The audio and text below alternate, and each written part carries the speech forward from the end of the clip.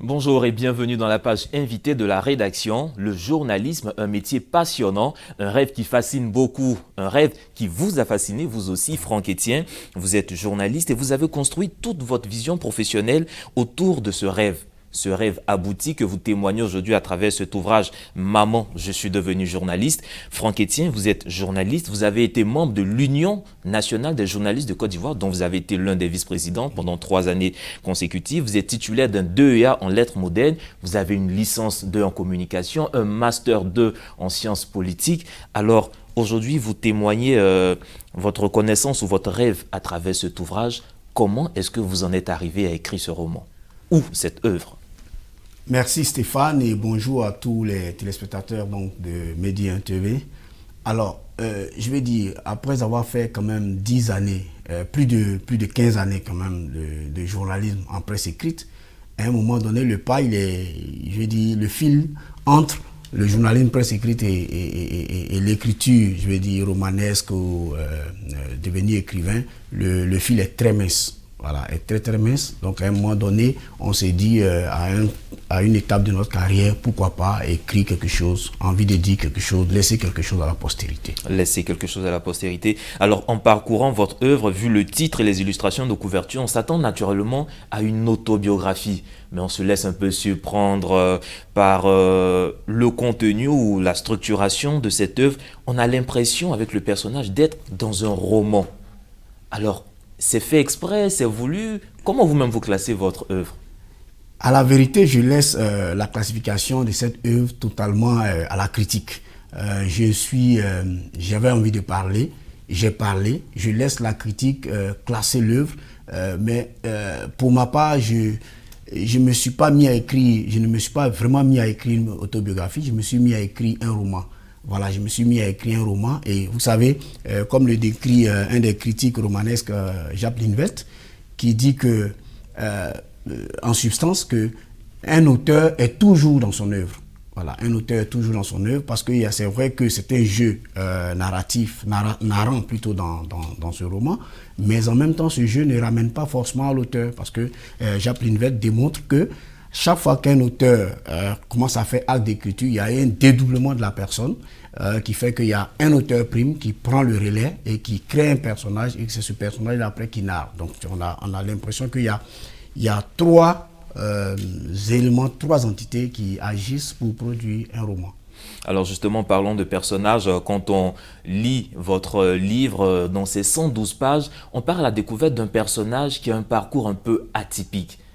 De petit cireur, vendeur de journaux, disjockey, DJ, comme on le dit, les disjokers. Quel est le message que vous voulez véhiculer derrière ce parcours, derrière cette œuvre? Je résume le message en une seule phrase. Aujourd'hui, c'est déjà hier. Ce qui vaut la peine d'être vécu, c'est demain.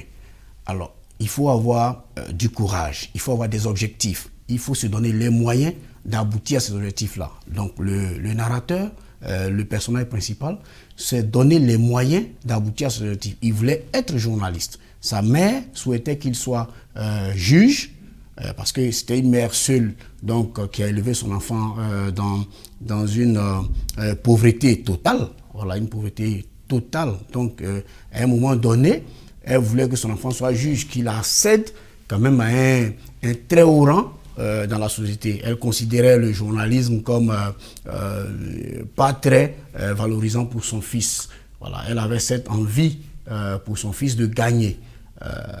Et lui, il rêvait de devenir journaliste. Donc, il s'est donné les moyens, mais les moyens, comme on dirait, licites. Voilà. Pour aider sa mère, il était petit cireur pendant qu'il allait à l'école. Pour aider sa mère, il était vendeur de journaux pendant qu'il allait à l'école. Pour aider sa mère, il était même vigile à l'université pendant qu'il allait à l'école. Donc, la valeur école est restée, je vais dire, constante dans le parcours de ce jeune homme-là. Et donc, l'enseignement qui est derrière, c'est la persévérance dans la voie qu'on a choisie, sur la voie de l'objectif qu'on s'est donné.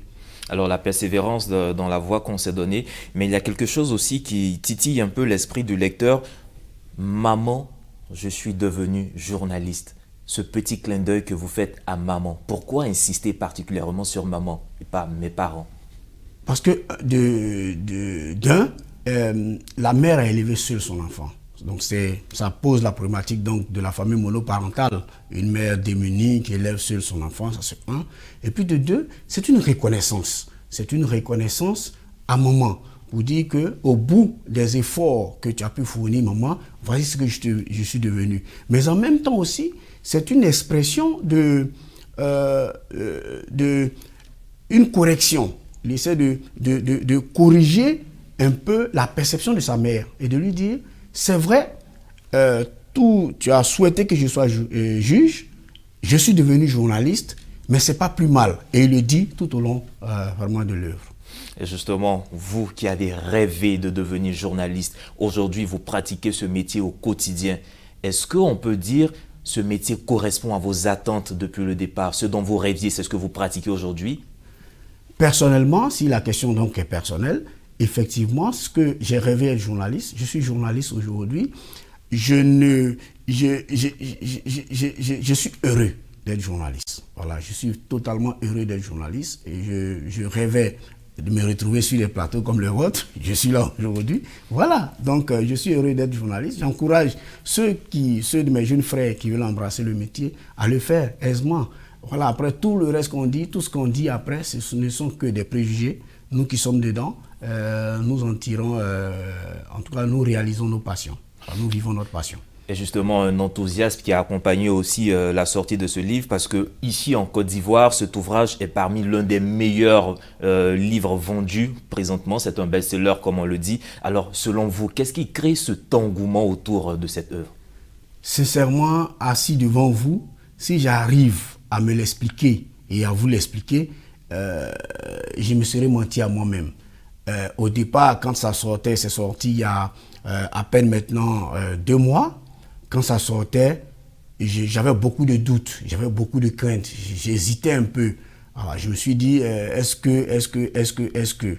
Mais au final, en 40 jours, nous avons vendu tous les 1000 livres qui sont sortis. Et là, actuellement, on est en réédition. La maison d'édition est carrément étonnée. Ils disent qu'ils n'ont jamais vu ça. Voilà. 1000 livres pour un nouvel auteur, je ne sais pas. Peut-être que quelque part, les thèmes abordés sont intéressants parce qu'on a reçu beaucoup de témoignages de lecteurs et des dames qui nous appellent pour dire qu'elles sont en larmes quand elles finissent de lire l'œuvre parce qu'elles sont en larmes devant la détermination du jeune homme qui est décrit dans l'œuvre, devant sa détermination à réussir. Alors sur la pochette en librairie, on peut lire que il y a 500 francs CFA, une partie de la vente de ce livre, qui sont reversés à l'orphelinat d'Azureti. Azureti, c'est une petite localité dans le sud de la Côte d'Ivoire. Pourquoi ce acte de générosité? Pourquoi particulièrement l'orphelinat d'Azureti? Sincèrement, je n'ai eu aucun calcul. Sincèrement, aucun calcul. C'est un acte totalement spontané. Je me suis levé un matin, j'avais envie de faire don. Je voulais créer un engouement, faire en sorte que je puisse attirer l'attention d'autres personnes sur, comment on appelle ça, mon projet d'aider. C'est pour ça que j'ai mis sur le livre. C'est juste pour attirer l'attention. Sinon, à l'orphelinat d'Azureti, nous sommes déjà allés là-bas plus d'une fois. Mais c'était de façon, je vais dire, de façon discrète. Voilà, c'était de façon discrète, mais cette fois-ci, j'ai envie d'attirer l'attention de tout le monde sur les orphelinats, parce que c'est pas facile, c'est vraiment pas facile. Et puis, les gens vont me demander, mais pourquoi Azureti? Mais c'était un pur hasard. Voilà, je devais faire un don dans un orphelinat. J'ai appelé un ami, je lui ai demandé de me donner le numéro d'un orphelinat à Bassam, parce que je me suis dit, à cette époque-là, je me suis dit que tous les orphelinats se trouvaient à Bassam. Je ne savais même pas qu'il y avait des orphelinats, un orphelinat à Koumassi, je ne savais pas qu'il y avait un orphelinat à Abobo. Moi, je pensais simplement à Bassam et à Benjerville. Alors, j'ai appelé mon ami qui est à Bassam, je lui ai dit, donne-moi le numéro d'un orphelinat à Bassam.